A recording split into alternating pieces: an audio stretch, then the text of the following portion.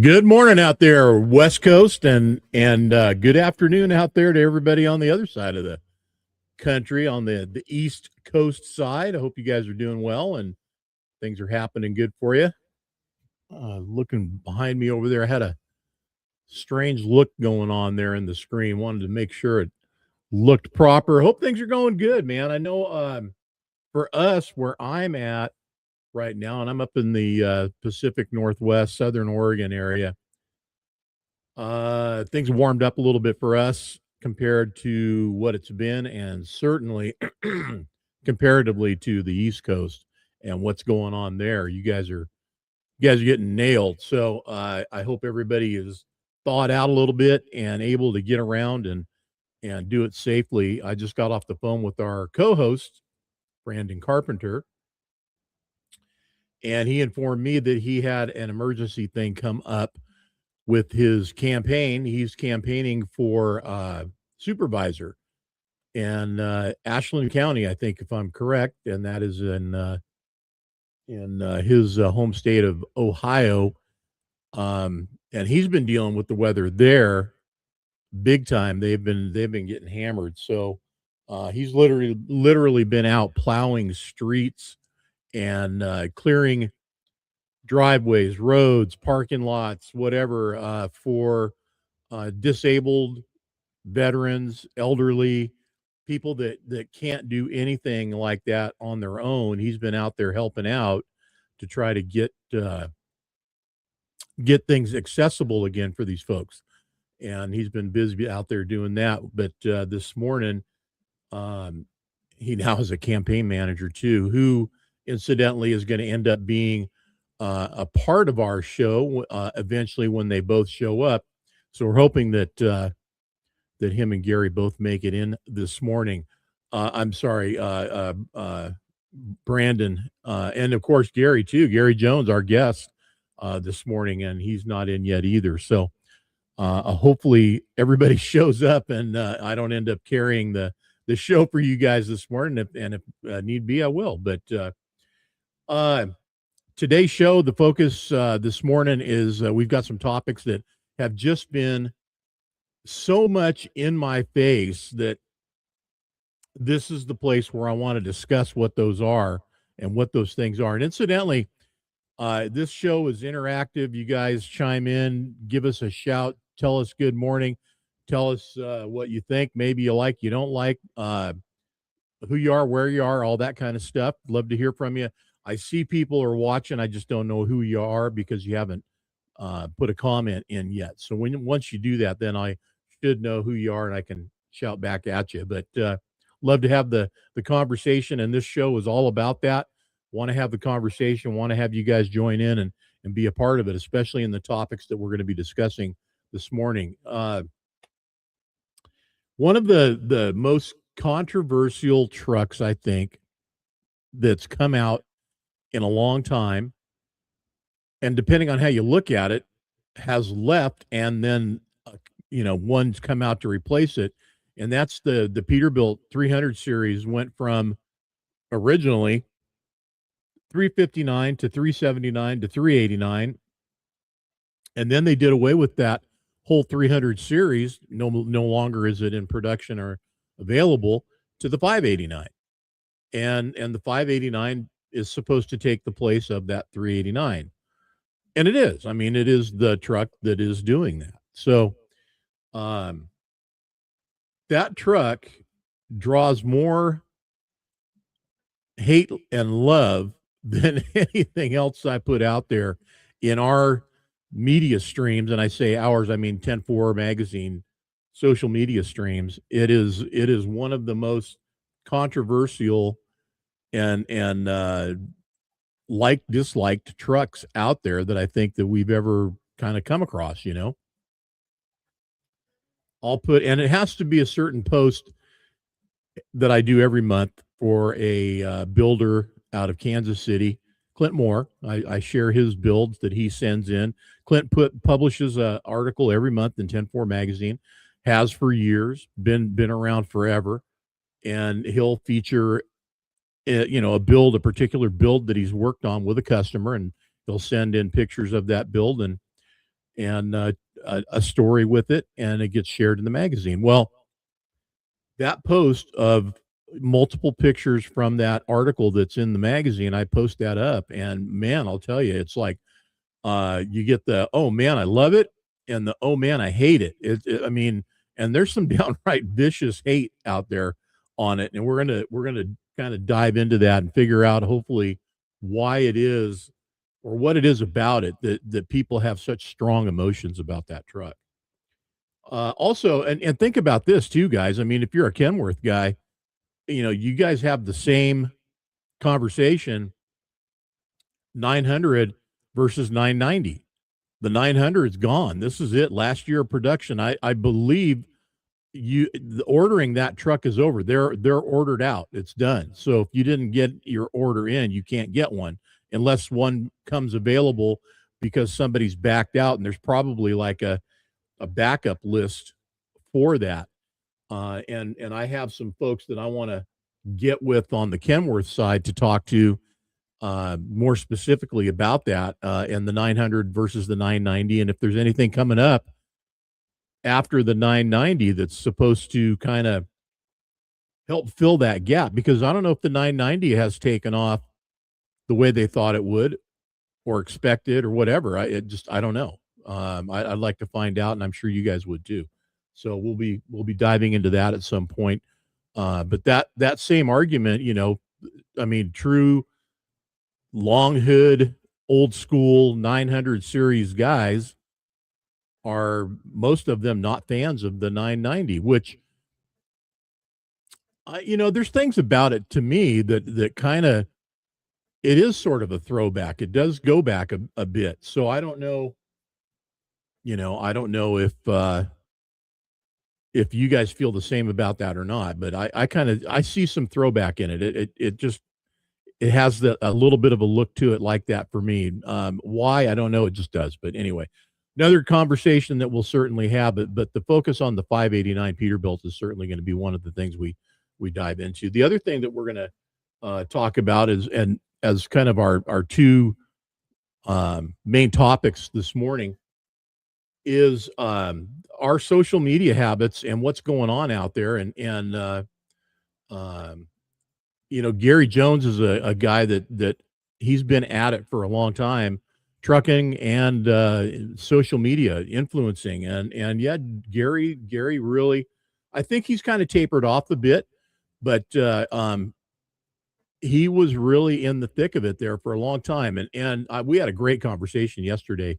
Gary and I did about some things that are going on that just people don't realize what they're doing when they're online and they're participating in the social media feeds that are out there and what they're seeing and how they're interacting and who they're interacting or what they're interacting with. And that's what the situation that I have that keeps coming up in my world as administrator, social media marketing administrator for various brands. Let's just put that as the title out there, whether it be 10-4 or other brands out there.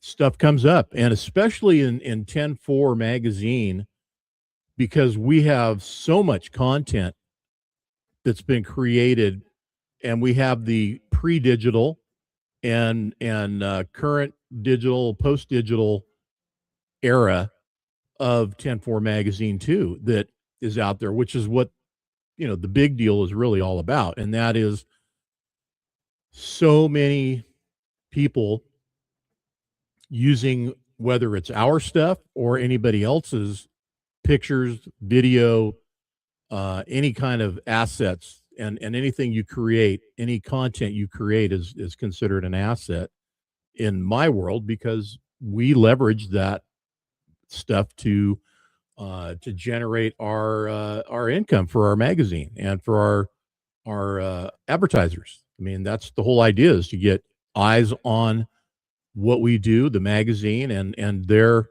advertisements and stories and things that they put together for us to put out there, publish, and share with you guys. So if it all works properly, then we've got eyes on what we're doing, and driving sales. I mean, that's the idea. Well, I'm going to go ahead and dive into this a little bit right now because we don't have Gary or Brandon on yet, but the situation on the social media side, and it's Facebook, Instagram, YouTube, TikTok, X. So I think I covered everybody. All of those are the platforms that are involved.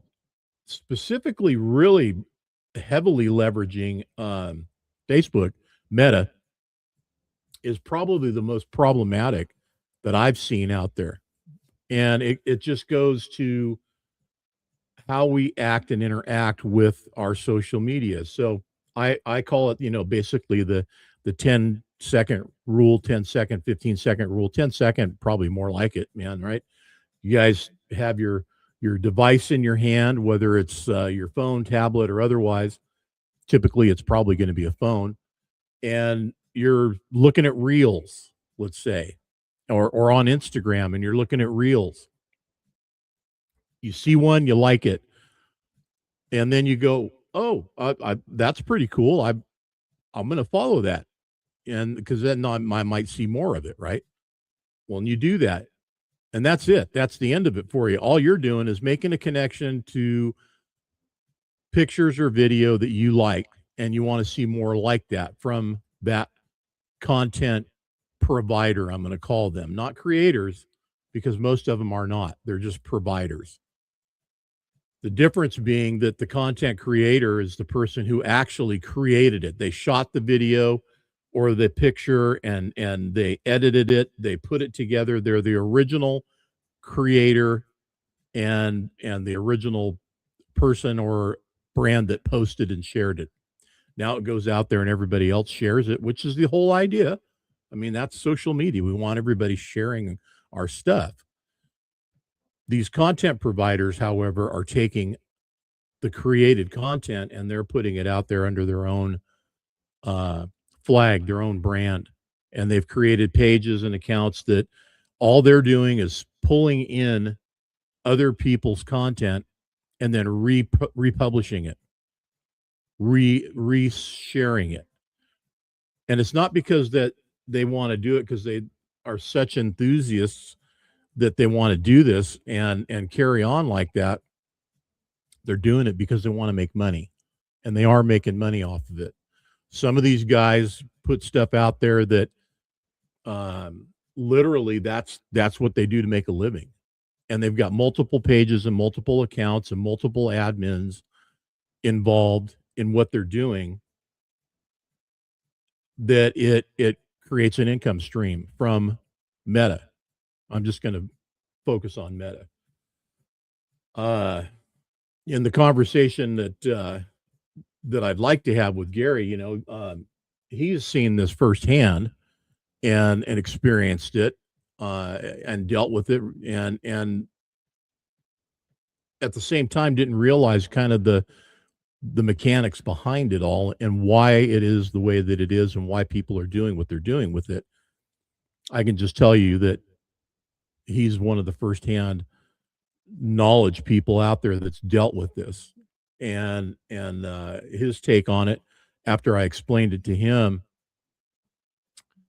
and how many different pages that he is a follower of, along with many other of you who are doing the same thing. He had no idea, and his first response was, "I'm going to go in and unfollow these pages." And here's something else that's gone on just recently in the last 2 weeks. Meta has changed what the Facebook pages look like. I don't know if any of you have noticed yet or not, but the homepage, they've changed the structure, how things are arranged, and where everything is at. And I can bring it up here on the screen. In fact, let me bring something up right now and share with you guys. Just to let you know, the first flyer for the 45th annual Trucking for Kids Truck Drags Show and Shine, of course, coming up May 2nd and 3rd. And those are the actual show days, Saturday and Sunday. First is also open on Friday as a load-in day. But Friday, May 1st, gates open, and we will let trucks in and vendors set up. No public, just the truck show guys, racers if they want to get there early, that kind of thing. And then Saturday, Sunday, we'll be letting trucks in. No truck entry, sorry, on Sunday, except for racers. But I don't know how tight that's going to be, but that's the idea. Anyways, that is in Bakersfield, California, again, at the Famoso Drag Strip. So get yourself ready to get in and get pre-registered. I think we're going to go live on Sunday, the 1st, with pre-registration or registration. I mean, let's call it what it is, and get things going for the 45th annual Trucking for Kids. Anyway, what's happened over here, and I can show you guys what it looks like on this is the same view that you see, that I see. This is just my, Joe Facebook guy looks at 10-4 Magazine's page, and this is what you see. Well, our descriptor, which is up here now, that didn't used to be up there. That was down here. The about information, which used to be over here, it still is, but it's arranged differently. There's sort of a veil that that used to be accessible here, and you could go in and click on it, and it would tell you, if you knew how to click in and click through, you could find out who's running any given page that's online on Meta out there. And it's gone. They moved it, and I found it, and I'll show you where it is, because I want you guys to be able to do this on your own, because it's going to help you to find and decide ultimately, do you want to be a part of this? Is this a real account, or is this a fake account? What is this? What am I getting involved in? It's a lot more than just click, like, follow. It's as easily done as that, but what are you getting into? If you click on the page's name right here, like ours, there's all that information. Okay, there it all is. This is the stuff I always look at before I decide what I'm going to do. If I am not sure, I'm pretty keen to what's going on up in the front. So same thing with, is it AI or is it real or not? And the case here is, obviously we don't do any AI, period. Really don't, but a lot of people do. Anyway, transparency and privacy. This is where you want to go, and you want to find out who's doing what and where. So this number in the United States represents administrators, people that are running the page or have access to it. I'm the admin for this page. There really isn't anybody else that populates our social media stuff out there.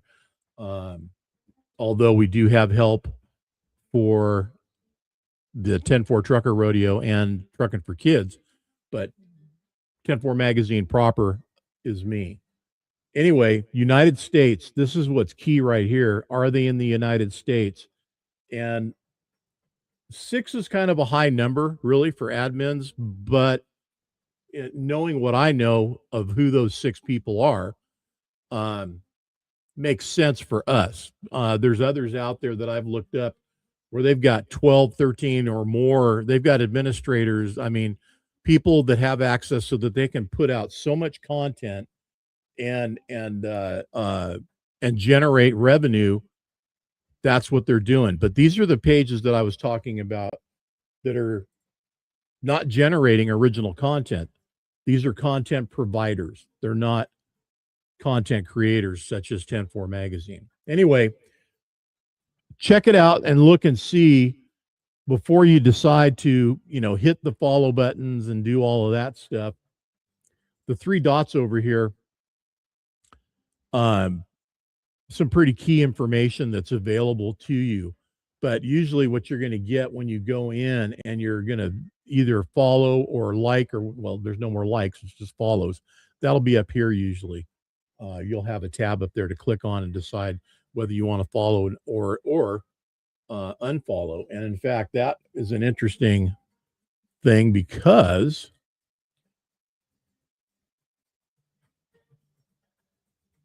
I think it must be under here now. Yeah, it is. So that moved as well. And there's the unfollow button, as well as making it a favorite or default in your newsfeed. If you really want to closely follow a particular page, make sure you hit favorite on it. And that way you'll see every post that comes out in real time, and you'll get notified live videos and that sort of stuff. So um, that's going to be what it looks like for you. This is all changed. This is all new now. The pictures of your followers, that's in there, or followers of the page, that's been there. But that's something else that is deceiving sometimes. And in this case, it's not, because we're a real content creator, and those are real people that I'm seeing up there in my particular view. Those are all recognizable people that I'm looking at. You're going to see the same thing. It's going to be people, if they are friends of yours that liked that page, you're going to see them. And that's what sometimes takes us down a path. We go, well, so and so and so, there's like half a dozen people in there, and those are friends of yours, and you're like, oh, well, they liked it, it must be cool. Okay, right? Well, no, not necessarily. That just means that they were fooled too, and you're following in suit now, and you've gone down this path together. And maybe you need to, like I said, look it over and go, well, who is this really?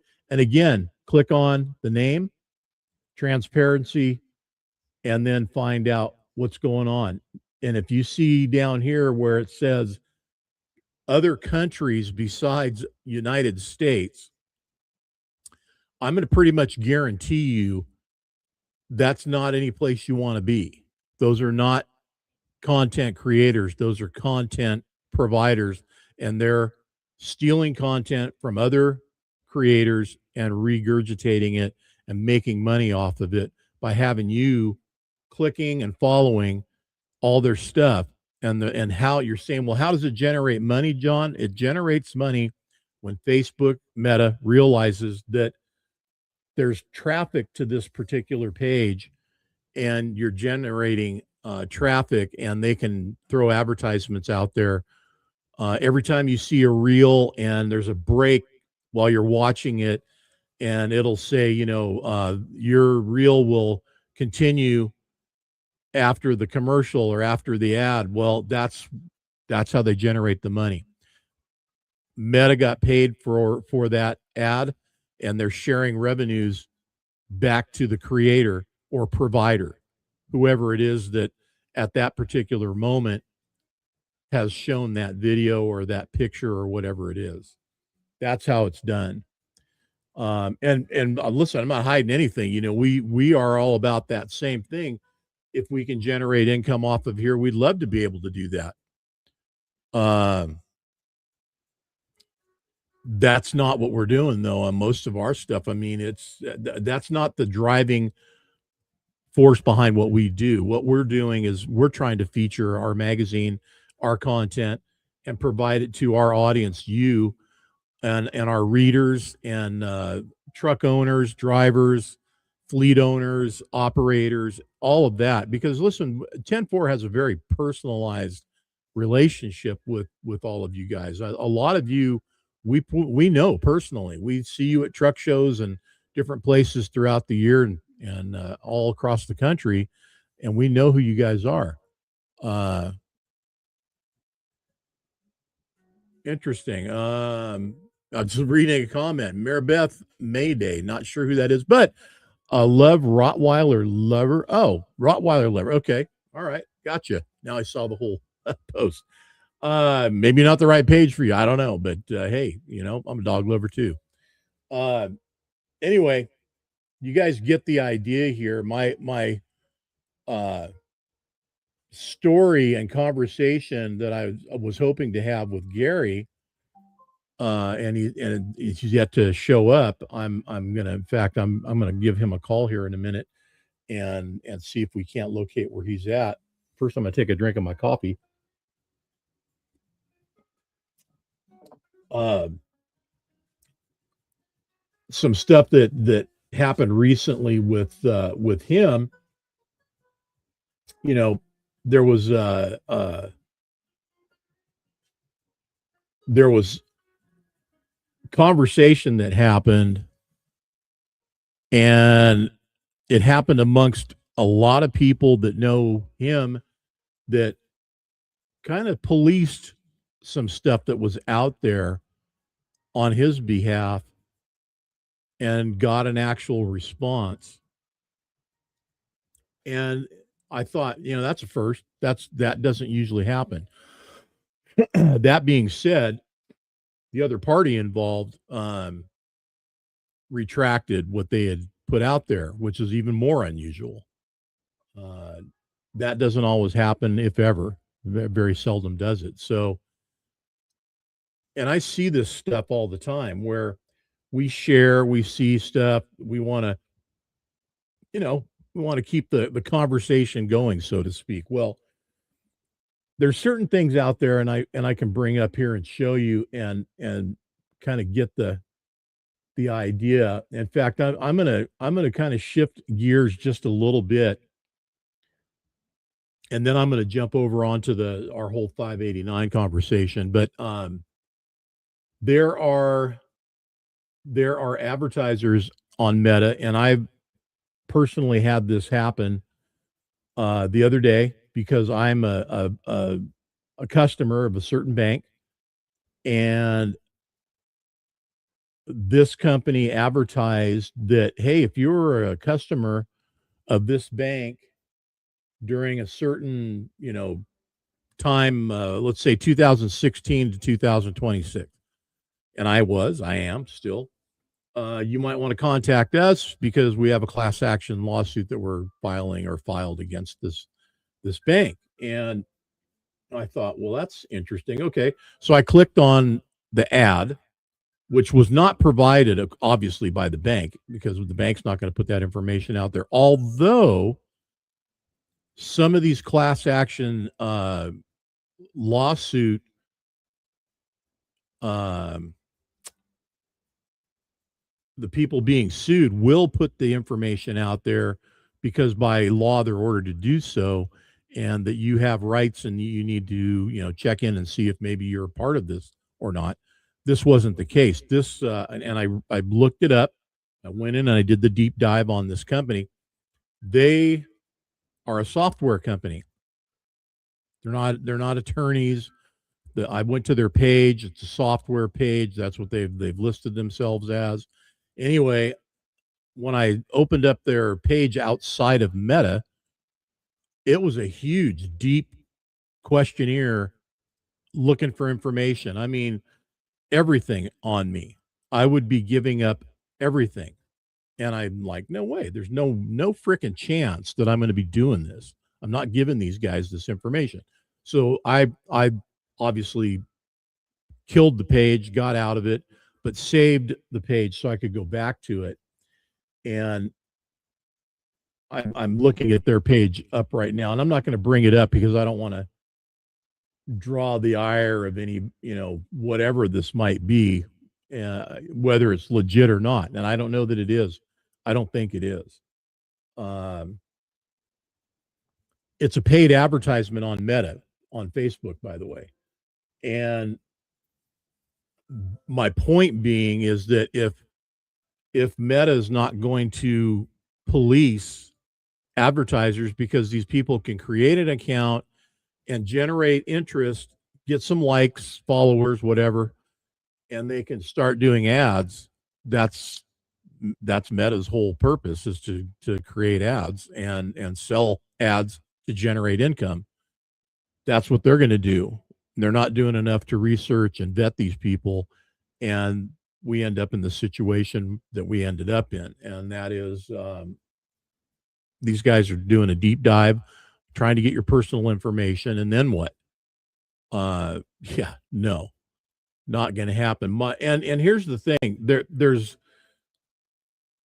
Meta is designed to keep you in Meta. They don't want you going outside of their sandbox. Let's put it that way. They want you to stay in their sandbox. They don't want you following links that take you out of Meta. And that link that that advertiser provided, it takes you out of Meta, which they don't want you doing. So that's another red flag for me. Meta wants to keep you, they want a captive audience. They don't want you leaving because that's how they can generate, statistics and numbers that support what they say to advertisers about having, how many billion people on their platform that are active and doing what they're doing, and that your money's going to be well spent if you advertise with them. People don't leave. That's what they want to tell everybody. And they make it so that you are forcibly kept in the metaverse. You put, the whole putting a link in your post description anymore, that's a no-no. And you get dinged for that. These accounts that you see them putting the link that they want you to go to in the comments, that's a ding. But some of these accounts are so big they don't care. And they're paid. And these are paid, and people that are verified and paying for an ad, they're not getting hurt as bad, but they're generating a lot of income in Meta, for Meta, with the ads that they're putting out there, and that's how they get away with it or get around it. You don't see that in our stuff except for twice a month, and we're allowed that because of the verification process that we passed and have that blue check mark or badge that you see next to the 10-4 magazine logo. That's what that is. We're verified, so we get two links per month without getting penalized, and that can be put in our content, and we do that for helping to generate subscriptions. And then once the website's updated, we generate a link to send you over there and get you into the website as soon as the new edition has come out and the website gets updated. So this stuff just it can go deep, and I didn't want to make today's show entirely about that, but that's pretty much been half of it so far. Now here's some fun stuff that I found too that I just have to kind of go, what in the hell? Talk about obvious. And I hope this company appreciates me sharing this because um,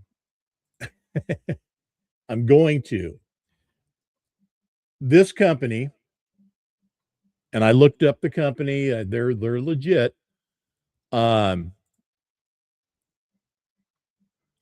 And you're probably wondering, what are they selling? Well, I'm going to play their commercials so that you can decide for yourself.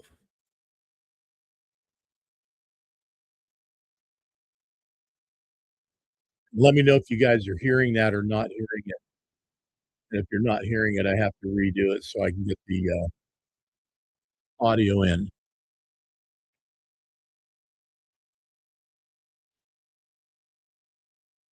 So, but bottom line here, I mean, we're selling a trailer hitch locking system, which looks to be a pretty good system, honestly. I have one for one of my trailers. It's not nearly as beefy as this one is, but man, um, here's what, and I'll show you here in a moment because this video goes by pretty quick.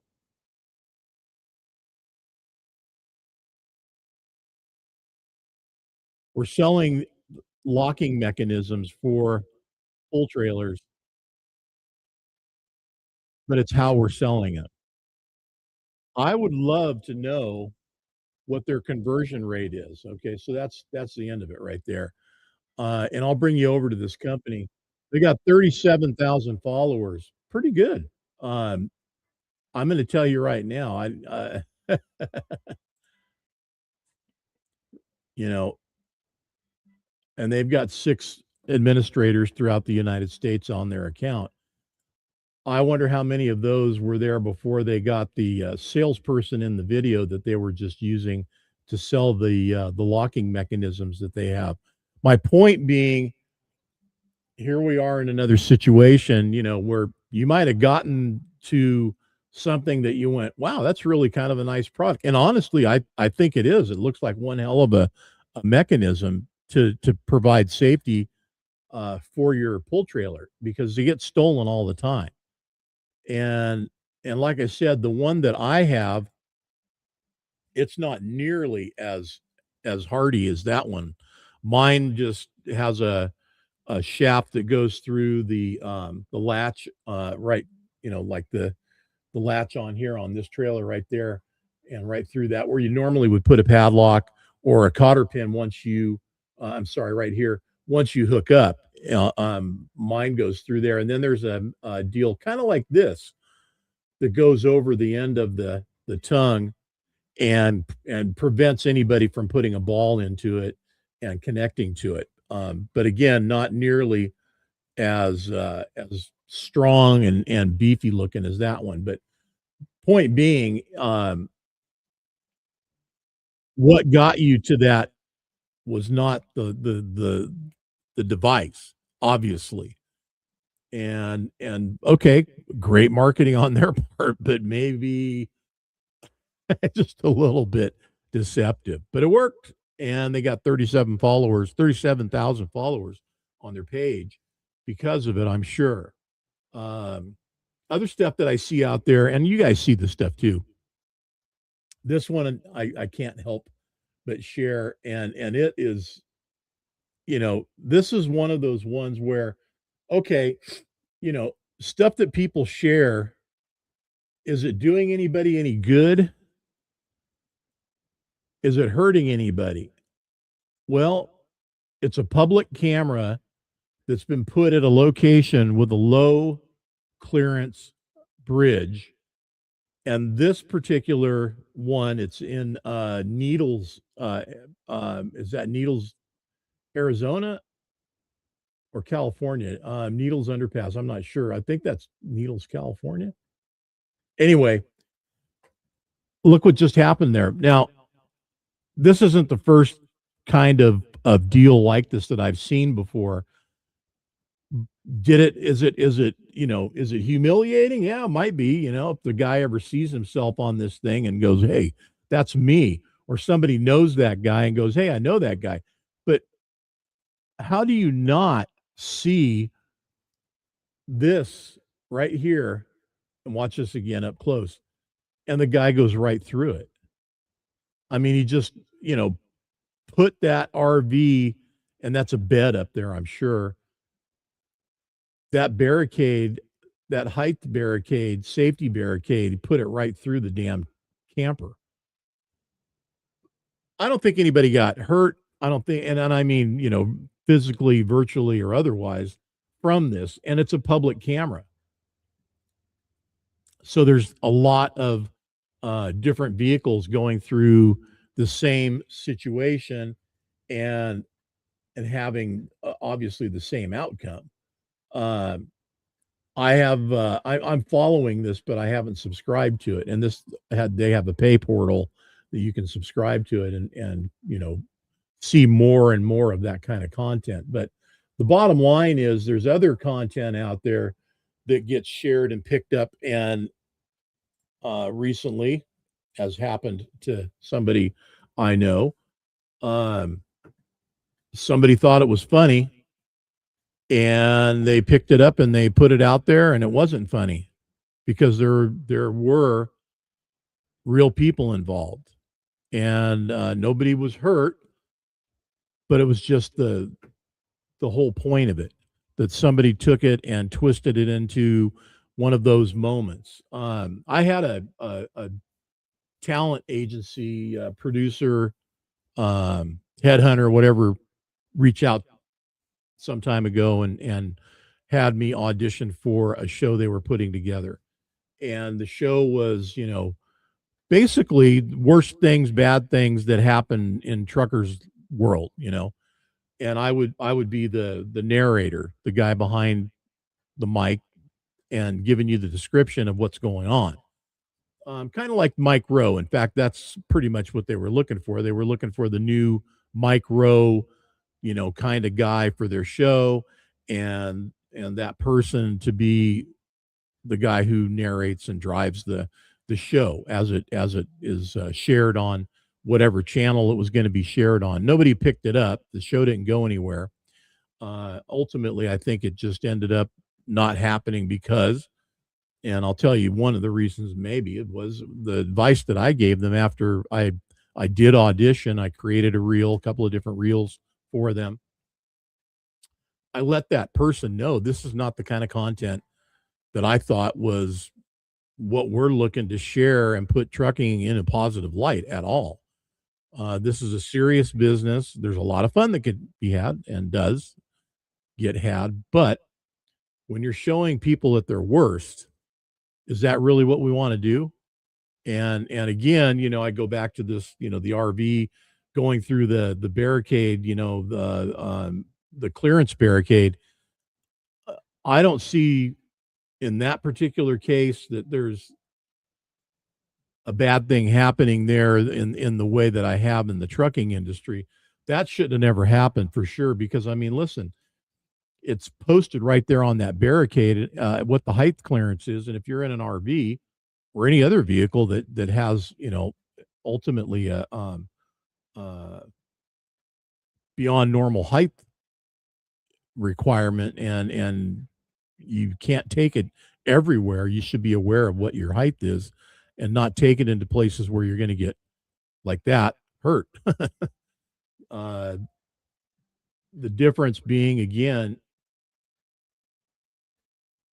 an industry like ours, I hate seeing us put in the light that some of these sites that are out there, you go on YouTube and there's just tons of these videos, and it's you know accidents, and there's been a lot of them lately that have been coming up because the fog is back, and the fog is causing accidents. 58 was shut down yesterday, and I don't know for how long, uh, outside of Bakersfield because of fog. And there was a pileup. I think 12 vehicles or so that got involved in that, and it was not good. Um, did anybody get hurt or not? I'm not sure. They didn't let us know, but there was a couple of different takes on it. There was the news site that was putting the information out, and then there was these spoof sites that were putting it out there like, "Ha ha, funny, funny. Truckers don't know what they're doing. Can't drive in the fog." It's not funny. It's not, man. There's nothing funny about it. And I've seen a lot of these videos, and they've been generated from many different locations across the country, and they get shared out there by news agencies, which is legitimate. I get it. And then there's the other ones that are not. They're looking to generate money from you guys following them and liking and creating traffic to their site because and again, they produced it. They didn't create the content, right? They're just the guy that reshared it, and you found it because they reshared it out there from somewhere, or they stole it from somebody um and put it out there. They don't have the rights to it, but they do it anyways. So this stuff goes on and on and on and on all the time, and ultimately, I can break it down to the most simplistic analogy, and that is, you don't haul freight for free. Why are we creating content for free? Well, we're not. It costs us time, energy, everything else. Not to mention hours, but the other people on the other side of the camera that are in front of it that we're capturing, whether it be video or photography, pictures. Their time's involved in this too. But everybody gives in and puts in their time and energy to make it happen, and then other people are taking it and benefiting from it, and it's an ongoing problem. Hopefully, what I can instill on everybody is that they take the opportunity to review what it is that they're getting involved with, look at it, and maybe make a decision to not be following and generating traffic for these other sites that are out there, because they're not real. They're people, but they're not the ones, they're not the original creators of the content. Um all right. So I have some more stuff in here that I want to share with you guys. And incidentally, this afternoon show, Studio 10-4 Live, the weekly update, today we're going to have on, and there he is right there. Chad Violet's going to be on, and Chad is going to be giving us the lowdown on where he's at and what he's doing, and where he's doing it. New digs for Chad and Amanda. They have moved across the country and are at a new location. And Chad has a new job and doing some new stuff. Can't wait to share with y'all what that is. Some of you probably already know, but I hope to also share that and inform some that don't. Also, Jacob Kirkman of Truckers Against Trafficking. And Jacob, this is, by the way, Human Trafficking Awareness Month. January is. And Jacob is going to be sharing with us what that means for us as truckers to be aware of what's going on around us that might be suspicious and what we can do about it to help prevent it from happening. There's a lot of trafficking that goes in, on, and around the trucking industry because of the fact that there's so many locations that are centrally located to many different connecting highways. I lived in the Sacramento area for 15 years, and in Sacramento, in that region, if you're in Sacramento itself, you have 50, 5, 80, 99 all connecting right in Sacramento. It makes it a hub that people can go north, south, east, west and get out of state. Okay, and do it pretty rapid fashion. You can get out on 80 and be in Nevada in no time, or 50, either way. You can be in Nevada, come through and hit California, and then you're in the Sacramento area, and then from there, go wherever in the region. Well, it was really bad for a long time there in that area. Human trafficking was one of the hot spots. I don't know if it still is. Maybe Jacob will be able to share with us if that still is or not. But I know for a long time, and I was involved with some nonprofits that were all about human trafficking and making people aware of it and supporting victims of human trafficking that have been recovered from it. And in the area itself, there was victims there where people's kids were being kidnapped and put into the human trafficking lanes, if you will. And this goes back a few years. So this is back when Craigslist and a few of the others were still out there publishing hookups, for lack of better technology or terminology. And they no longer do that. There was other sources out there, Backpage, Village Voice, kind of, these different publications that were out there at the time, and they would publish encounters, and they were ads for women. Well, a lot of those were human traffic victims. They were forced into it.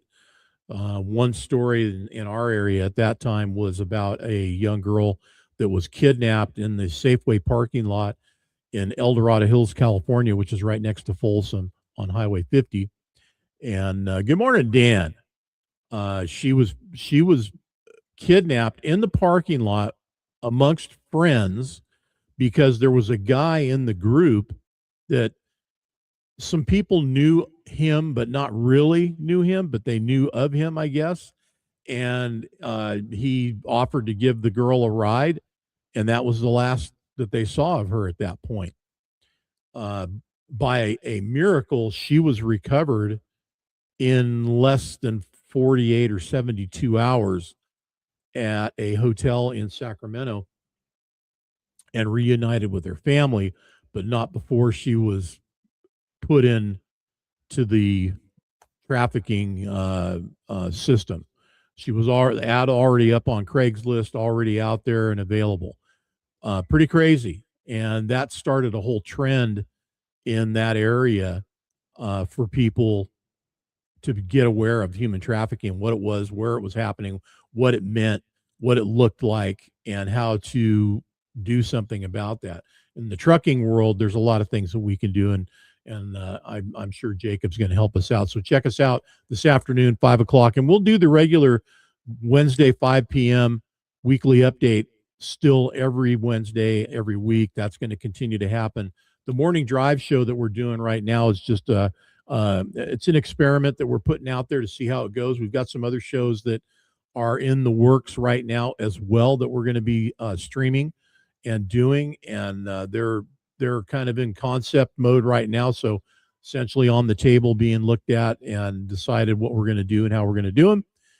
So there'll be more programming coming up and available soon. Some of the other things that we hope to be able to do soon too, and should be able to, is to have stuff available on our website, more available on our website. That's really a big goal for us, is to be able to originate streams from there, and therefore you don't even have to be on Facebook or anywhere like that to watch. You can be, but you can be on the website, and we'd love to have you over there hanging out with us and watching live streams on that. Incidentally, trying to get things ready for a couple of things that are coming up.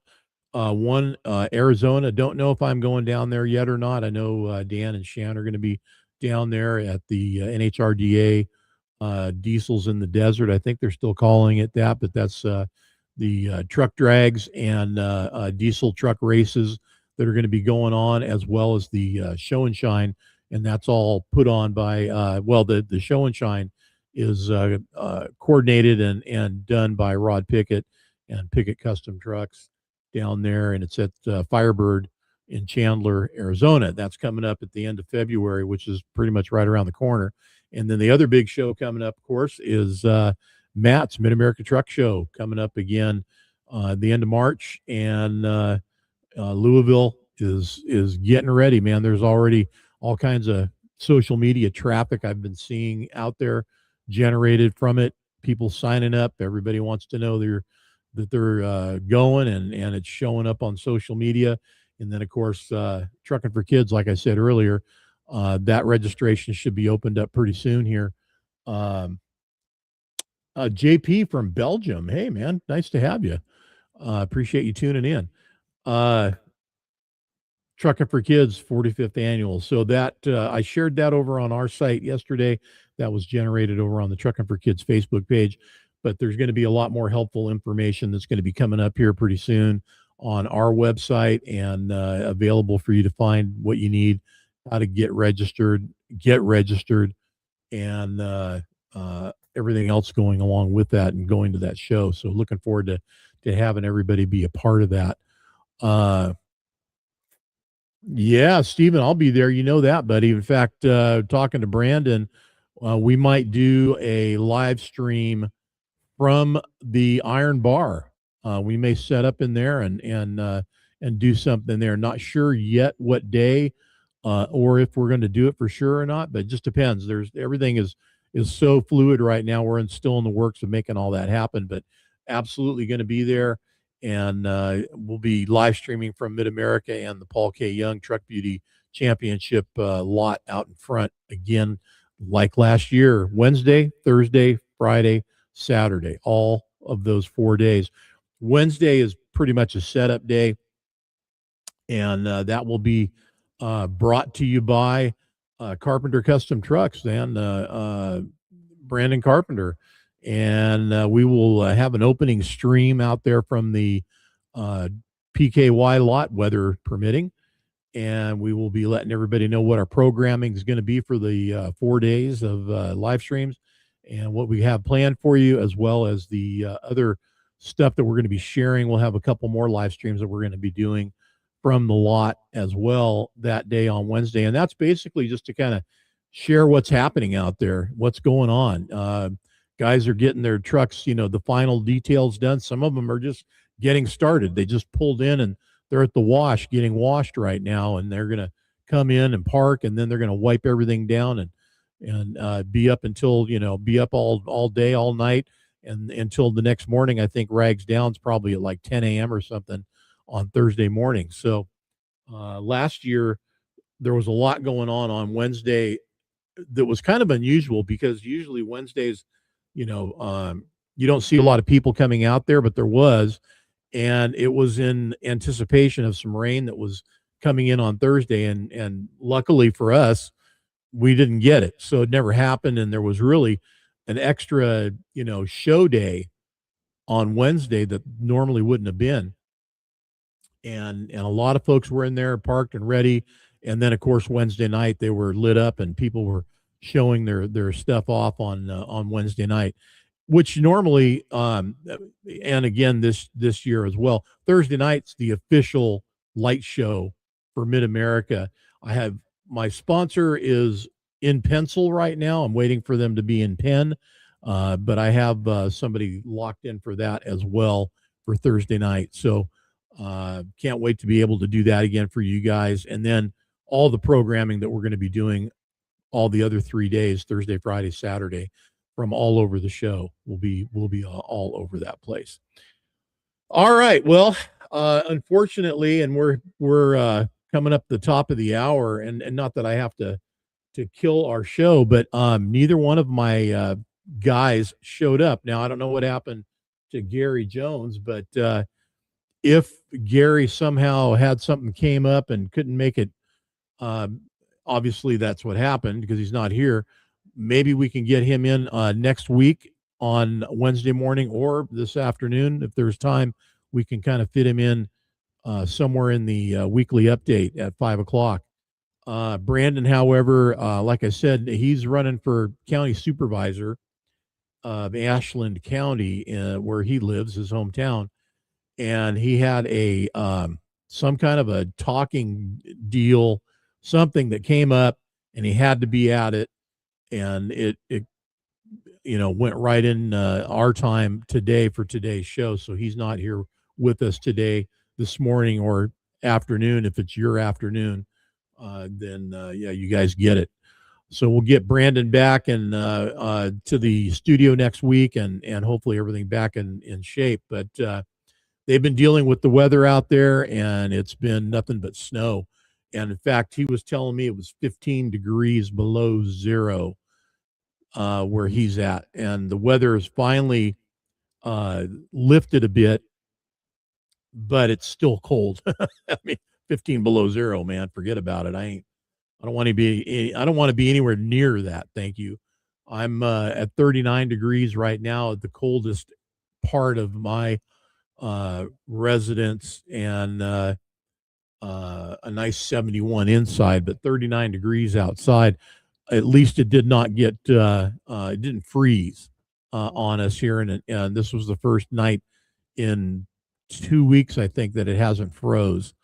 So it's warmed up a little bit. Now we had rain yesterday, and we've got a nice warm snap coming through. So the temperatures, in fact, it's bouncing between 39 and 40. So it'll get up probably to the 50s, maybe even the 60s, in the sun.